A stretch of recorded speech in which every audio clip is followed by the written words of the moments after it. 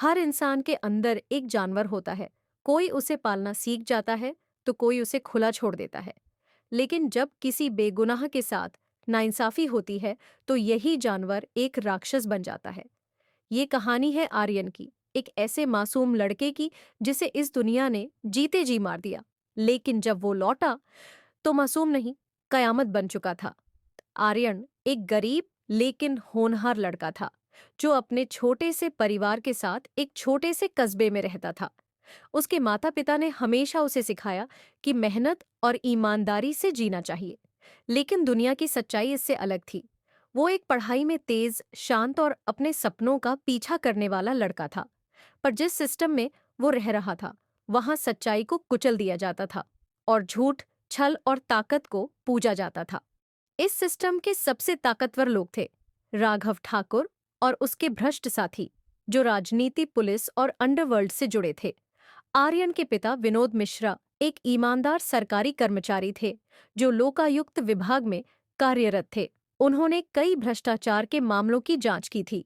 लेकिन जब उन्होंने राघव ठाकुर के अवैध कारोबार, हथियारों की तस्करी और हत्याओं के सबूत इकट्ठे किए, तब उनका सबसे बड़ा अपराध यह बन गया कि उन्होंने सच बोलने की कोशिश की। विनोद मिश्रा ने सरकार को एक रिपोर्ट सौंपनी चाहिए जिसमें राघव ठाकुर के खिलाफ पक्के सबूत थे।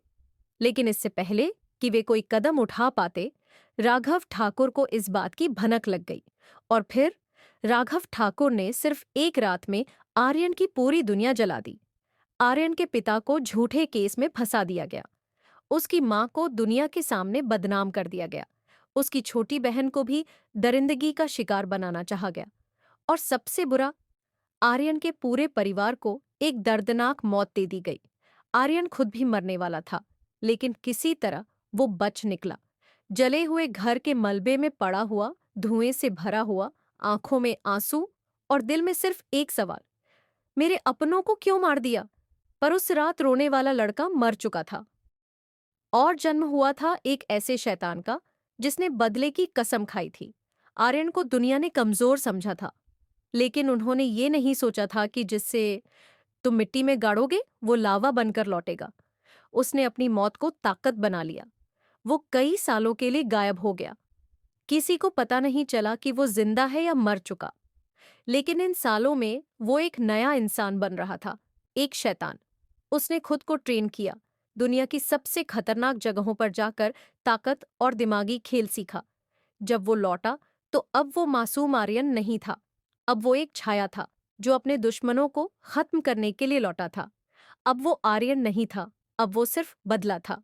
आर्यन ने सबसे पहले उन लोगों को निशाना बनाया जो राघव ठाकुर के वफादार थे। वो किसी भी तरह से पुलिस या कानून के सहारे नहीं जाना चाहता था, क्योंकि उसे पता था कि ये सिस्टम बिका हुआ है। उसका पहला शिकार था विजय सिंह, वो इंसान जिसने आर्यन के पिता को फंसाने की साजिश रची थी।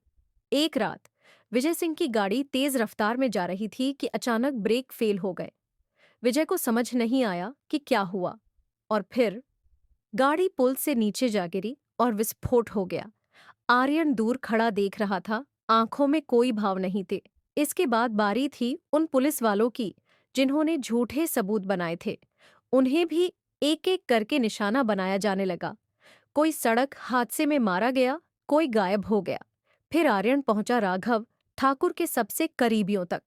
उसने ऐसा जाल बुना कि वो लोग एक दूसरे पर शक करने लगे। राघव ठाकुर का पूरा साम्राज्य अंदर से ही टूटने लगा। राघव ठाकुर अब अकेला था। उसके सारे लोग या तो मारे जा चुके थे या उसे छोड़ चुके थे। एक रात जब वो अपने फार्म हाउस में अकेला था, अचानक लाइट चली गई। उसने अपने गार्ड्स को आवाज दी, लेकिन कोई जवाब नहीं आया। अंधेरे में सिर्फ एक आवाज गूंजी, डर लग रहा है ठाकुर साहब? राघव की सांसें अटक गईं। उसने बंदूक उठाई, लेकिन अचानक एक हाथ उसकी गर्दन पर कस गया।